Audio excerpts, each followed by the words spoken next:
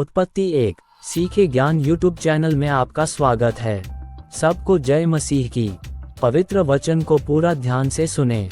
आदि में परमेश्वर ने आकाश और पृथ्वी की सृष्टि की, और पृथ्वी बेडौल और सुनसान पड़ी थी, और गहरे जल के ऊपर अंधियारा था, तथा परमेश्वर का आत्मा जल के ऊपर मंडलाता था। तब परमेश्वर ने कहा, उजियाला हो। तो उजियाला हो गया। और परमेश्वर ने उजियाले को देखा कि अच्छा है। और परमेश्वर ने उजियाले को अंधियारे से अलग किया। और परमेश्वर ने उजियाले को दिन और अंधियारे को रात कहा। तथा सांझ हुई फिर भोर हुआ। इस प्रकार पहला दिन हो गया। फिर परमेश्वर ने कहा, जल के बीच एक ऐसा अंतर हो कि जल दो भाग हो जाए। तब परमेश्वर ने एक अंतर करके उसके नीचे के जल और उसके ऊपर के जल को अलग अलग किया, और वैसा ही हो गया। और परमेश्वर ने उस अंतर को आकाश कहा। तथा सांझ हुई फिर भोर हुआ। इस प्रकार दूसरा दिन हो गया। फिर परमेश्वर ने कहा, आकाश के नीचे का जल एक स्थान में इकट्ठा हो जाए, और सूखी भूमि दिखाई दे, और वैसा ही हो गया। और परमेश्वर ने सूखी भूमि को पृथ्वी कहा, तथा जो जल इकट्ठा हुआ उसको उसने समुद्र कहा। और परमेश्वर ने देखा कि अच्छा है। फिर परमेश्वर ने कहा, पृथ्वी से हरी घास तथा बीज वाले छोटे छोटे पेड़ और फलदायी वृक्ष भी, जिनके बीज उन्हीं में एक एक की जाति के अनुसार होते हैं, पृथ्वी पर उगे। और वैसा ही हो गया। तो पृथ्वी से हरी घास और छोटे छोटे पेड़, जिनमें अपनी अपनी जाति के अनुसार बीज होता है, और फलदायी वृक्ष, जिनके बीज एक एक की जाति के अनुसार उन्हीं में होते हैं, उगे। और परमेश्वर ने देखा कि अच्छा है। तथा सांझ हुई फिर भोर हुआ। इस प्रकार तीसरा दिन हो गया।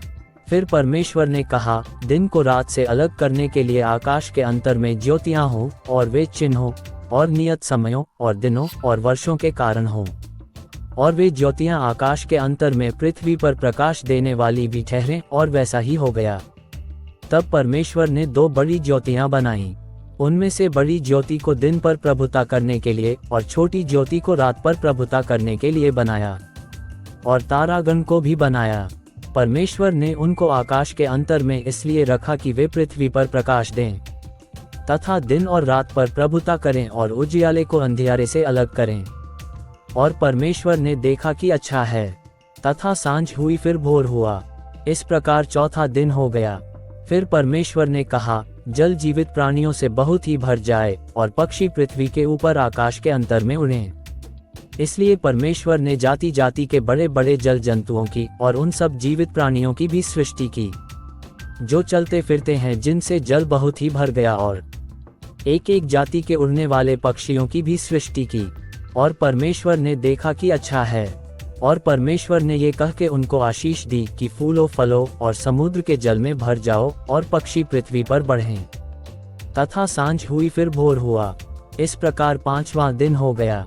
फिर परमेश्वर ने कहा, पृथ्वी से एक एक जाति के जीवित प्राणी, अर्थात घरेलू पशु और रेंगने वाले जंतु, और पृथ्वी के वन पशु जाति जाति के अनुसार उत्पन्न हो, और वैसा ही हो गया।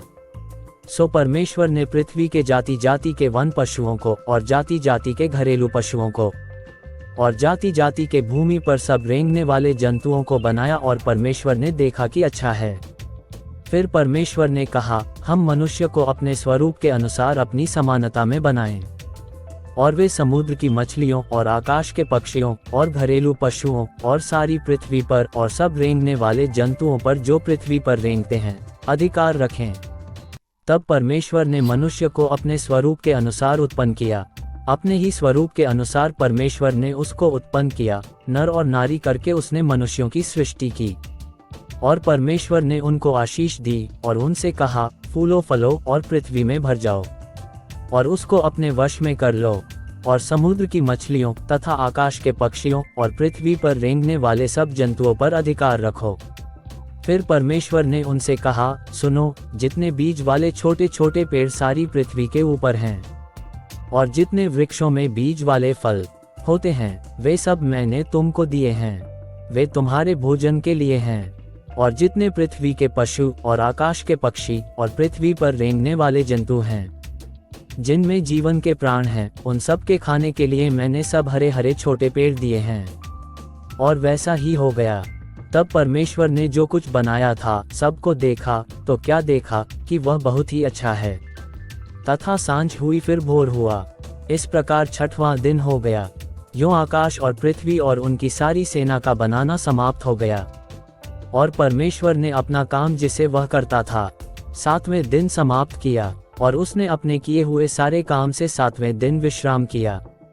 और परमेश्वर ने 7वें दिन को आशीष दी और पवित्र ठहराया, क्योंकि उसमें उसने अपनी सृष्टि की रचना के सारे काम से विश्राम लिया।